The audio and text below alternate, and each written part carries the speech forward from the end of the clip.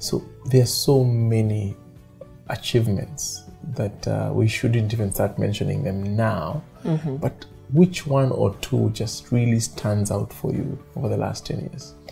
I think where we sit is one of those. Coming up with a concept like Two Rivers, which is the creation of an urban node, and being able to execute it. We are now sitting in the largest mall in East and Central Africa, which came out of a concept. This was I think a napier grass farm in the beginning.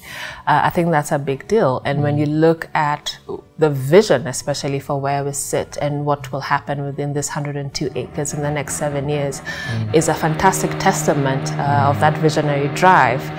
If you look at Vipingo, again, very ambitious, audacious vision for 10,250 acres. That's piece of land in the next 10 years will be a completely different story. We'll literally have rewritten the history and the landmarks of that particular place. So I think those are the big things that I see within Centum. And again, across the other businesses, we've got a private equity that has performed extremely well in everything they've done. In all their exits, we've seen them prove again and again and reiterate our successful track record.